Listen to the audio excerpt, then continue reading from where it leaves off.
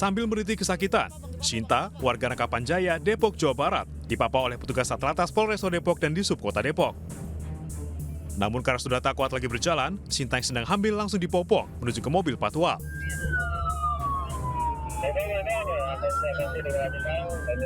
Sinta tiba-tiba kesakitan saat mengendarai sepeda motor di Simpang Juanda, Jalan Margonda Raya, Depok. Menurut salah satu petugas, Sinta mengalami kontraksi palsu atau kram pada perut dan belum akan melahirkan. Beliau itu dari arah sana itu sendiri atau berdua? Naik motor sendiri. Naik motor sendiri? Ya. Tiba-tiba langsung jatuh atau seperti apa? Jatuh sih dia langsung minggir karena merasa dia perih, merasa dia kesakitan, terus kita bawa ke pos dalam. Tadi kondisinya pas dicek ibu itu udah terpapar di bawah. Terus lalu saya sama dari pihak kepolisian saya papak bawa ke dalam. Pas saya cek perutnya itu udah keras banget karena kram. Lalu ibu itu menangis dan saya segera menghubungi dari pihak keluarganya. Sinta kemudian langsung dibawa ke klinik untuk mendapatkan perawatan. Peristiwa heroik ini sebelumnya sempat viral di media sosial.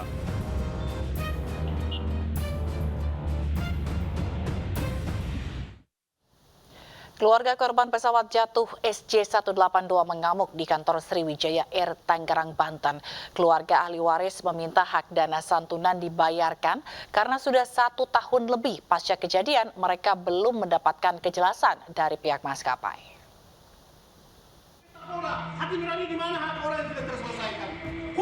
Keluarga korban tragedi jatuhnya pesawat Sriwijaya Air SJ182 mengamuk di kantor Sriwijaya Air di Bandara Soekarno-Hatta, Tangerang, Banten.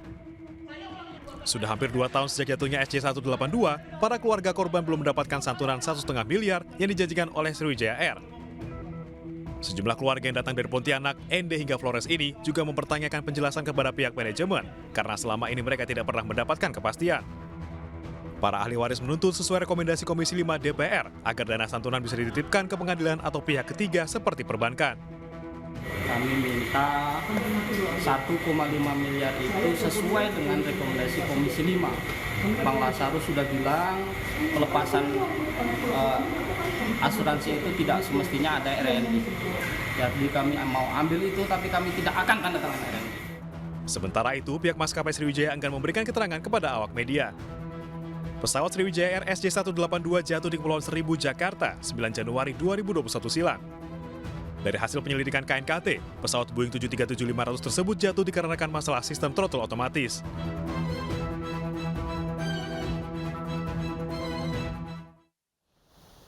Empat jenazah satu keluarga yang ditemukan di perumahan Citra Garden, Kalideres, Jakarta Barat diduga meninggal akibat kelaparan. Para tetangga tak ada yang mengetahui profesi keempat korban karena mereka dinilai tertutup dan jarang berinteraksi.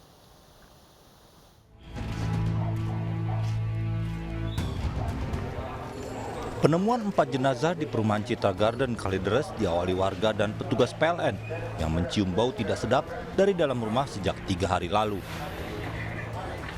Warga kemudian melaporkan ke ketua RT dan membongkar paksa rumah. Saat dibuka, ditemukan 4 orang penghuni rumah dalam kondisi sudah membusuk. Anggota Polres Metro Jakarta Barat kemudian mengevakuasi keempat jenazah ke Rumah Sakit Polri Kramat Jati, Jakarta Timur untuk diotopsi.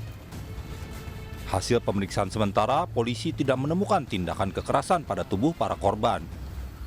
Tim dokter justru menemukan keempat jenazah tidak menerima nutrisi, baik dari makanan maupun minuman, selama 3 minggu, yang diduga menjadi penyebab kematian.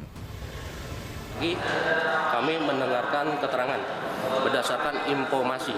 Ini berdasarkan informasi dari dokter dan anggota yang menyaksikan hasil pemeriksaan secara laboratoris di otopsi, bahwa terhadap 4 mayat tersebut tidak ditemukan tanda kekerasan. Ya, jadi tidak ada tanda kekerasan. Jadi berdasarkan dari pemeriksaan bahwa dari lambung para mayat ini tidak ada makanan. Jadi bisa diduga berdasarkan dari pemeriksaan dari dokter laboratoris bahwa mayat ini tidak ada makan dan minum cukup lama. Karena ditemukan dari otot-ototnya pun juga sudah mengecil. Tidak ada warga yang mengetahui profesi keempat korban lantaran dinilai tertutup dan jarang berinteraksi. Rencananya minggu besok pihak keluarga akan menjemput keempat jenazah untuk dikebumikan. Dari Jakarta, tim liputan iNews melaporkan. Seorang pria pemilik toko sembako di Kota Bekasi, Jawa Barat tewas bersimbah darah di dalam tokonya pada Jumat siang. Diduga korban tewas setelah menjadi korban perampokan.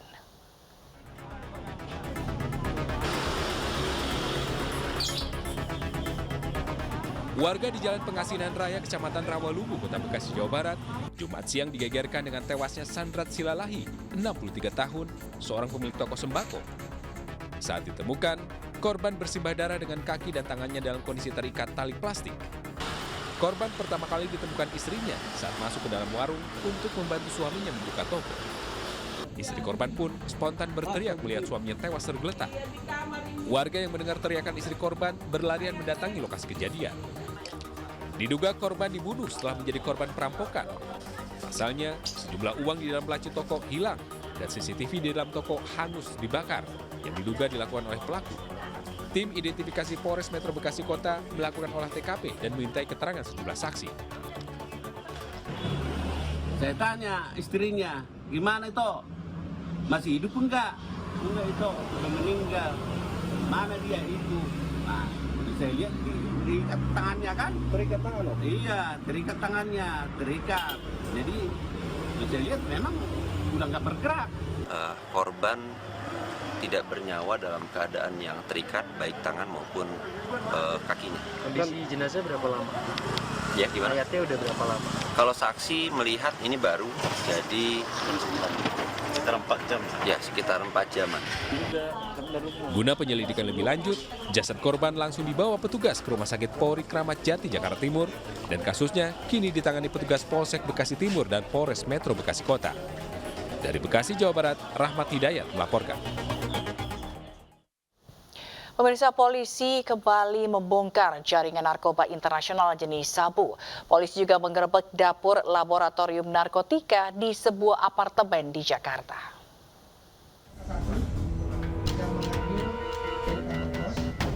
Kasus ini bermula dari laporan masyarakat terkait kiriman narkoba jenis sabu yang berasal dari Jerman. Kerjasama dengan Bea dan Cukai, polisi berhasil menangkap seorang WNA asal Iran berinisial MHD di depan kantor polisi Pasar Baru pada 8 November lalu. Dari MHD berhasil diamankan 4 kg barang bukti bubuk putih yang diduga sabu. Dari MHD inilah akhirnya terungkap jaringan internasional yang memiliki dapur laboratorium narkotika di sebuah apartemen di wilayah Jakarta Barat. Barang bukti yang kita temukan di awal pada saat penangkapan itu bentuknya adalah serbuk.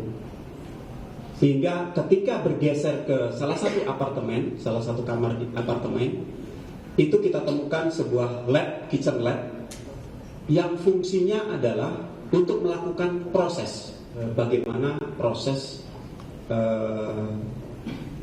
terjadinya pemurnian atau dari bahan serbuk kemudian menjadi bahan kristal dan seterusnya. Dalam keterangannya, polisi merinci satu persatu langkah pelaku meracik sabu mentah yang disamarkan di balik keramik menjadi sabu siap edar.